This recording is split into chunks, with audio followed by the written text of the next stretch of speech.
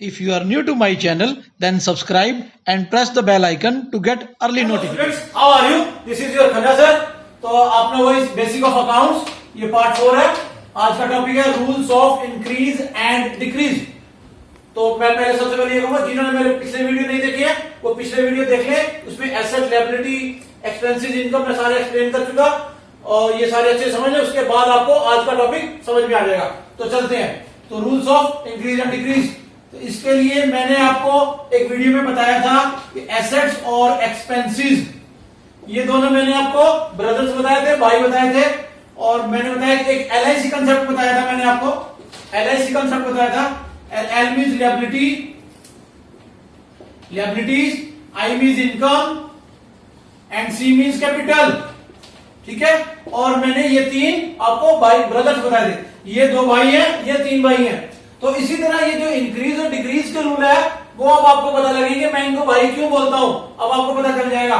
तो चलिए, इंक्रीज को मैं आपको एरो लगा रहा हूं और डिक्रीज को मैं डाउन एरो लगाऊंगा. इंक्रीज को मैं अप एरो लगाऊंगा और डिक्रीज को डाउन एरो लगाऊंगा. चलिए, तो एसेट्स और एक्सपेंसेस जब कभी भी इंक्रीज होंगे आपको कहां लिखना है? डेबिट में लिखना है. और एसेट्स और एक्सपेंसेस जब कभी भी कम होंगे तो कहां लिखना है? क्रेडिट में लिखना है. ठीक है. तो दोनों भाई इसलिए मैंने बताए थे कि दोनों का सेम रूल है. जब कभी भी एसेट्स और एक्सपेंसेस इंक्रीज होंगे तो आपको डेबिट में लिखना है और डिक्रीज होंगे तो क्रेडिट में लिखना है. चलिए, अब लायबिलिटीज और इनकम और कैपिटल एलआईसी में क्या है? जब कभी भी ये तीनों इंक्रीज होंगे तो आपको क्रेडिट में लिखना है और डिक्रीज होंगे तो डेबिट में लिखना है. मतलब कहने का कि ये जो दो ब्रदर्स हैं, ये जो दो ब्रदर्स हैं, भाई है, ये दोनों एक दूसरे के अपोजिट है. ये दो इन तीन के अपोजिट है, ये तीन इन दो के अपोजिट है. ये क्यों अपोजिट है कि आप ध्यान दें कि इनका जो इन दोनों का जो इंक्रीज है वो डेबिट में है और इन तीनों का इंक्रीज क्रेडिट में है. और इन दोनों का जो डिक्रीज है वो क्रेडिट में है, इन तीनों का डिक्रीज डेबिट में है. तो आपको ध्यान रखना है एसेट्स और एक्सपेंसेस इंक्रीज डेबिट में होते हैं और डिक्रीज क्रेडिट में होते हैं. और ये एलआईसी इंक्रीज क्रेडिट में होती है और डिक्रीज डेबिट में होती है. तो अच्छे से ये समझ में आ गया. अब नेक्स्ट हम प्रोसीड करेंगे जनरल एलिमेंट. तो फॉर्मेट, पहले मैं आपको फॉर्मेट बता दूं. Format of journal. तो जर्नल होता क्या? जर्नल एक बुक है जिसमें हम सबसे पहले कोई भी ट्रांजैक्शन एंटर करते हैं. बिजनेस में कोई भी ट्रांजैक्शन हुई वो हम जर्नल में एंटर करते हैं. तो जर्नल का एक फॉर्मेट समझते हैं. सबसे पहले डेट होता है, एक डेट का कॉलम होता है. फिर पर्टिकुलर्स का कॉलम होता है, पर्टिकुलर्स का कॉलम होता है. ठीक है. पर्टिकुलर का कॉलम आपको थोड़ा बड़ा बनाना होता है. पर्टिकुलर्स का कॉलम होता है. उसके बाद एक छोटा कॉलम होता है. इस कॉलम को हम LF का नाम देते हैं. LF means ledger folio. ये क्या होता है मैं आपको डिस्कस करूंगा, आगे बताऊंगा. फिर आपको दो कॉलम और बनाने हैं. एक डेबिट का कॉलम होता है, एक क्रेडिट का कॉलम होता है. ठीक है. डेबिट में अमाउंट लिखी जाती है और क्रेडिट में भी अमाउंट लिखी जाती है. ठीक है.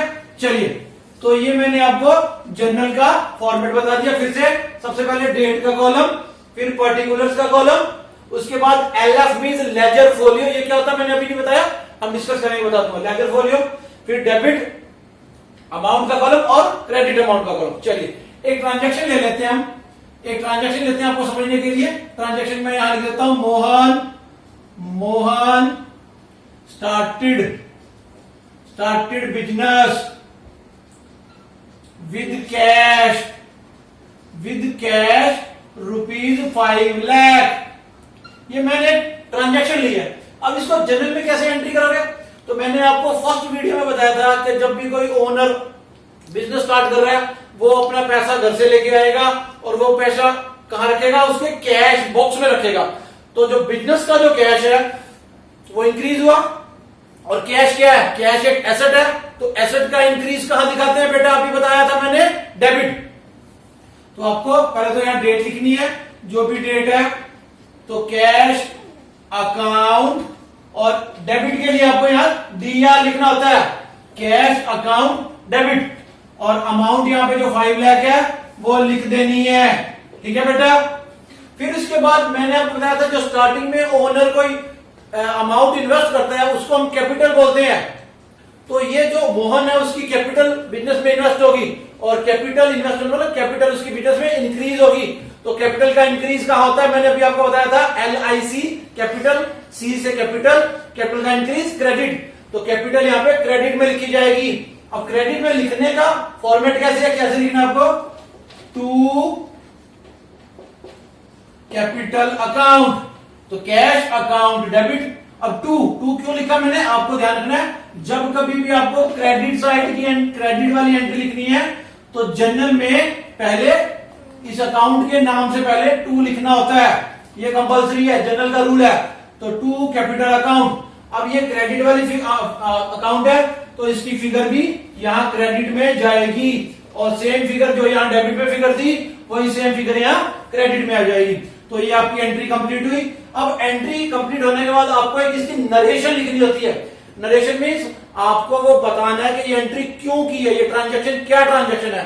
तो नरेशन के लिए सबसे पहले आपको यहाँ पे एक वर्ड लिखना है बीइंग, फिर लिख दो बिजनेस स्टार्टेड, जो उसने बिजनेस स्टार्ट किया उसके लिए हमने ये एंट्री करी, cash account debit to capital account. इस तरह से आपको जनरल की बहुत सारी एंट्री हम धीरे धीरे आगे बढ़ते रहेंगे, आपको सिखाता रहूंगा।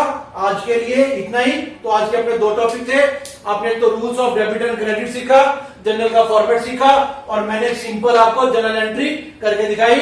तो होप यू आर लर्निंग, और share, please share, comment, subscribe and keep learning. Thank you.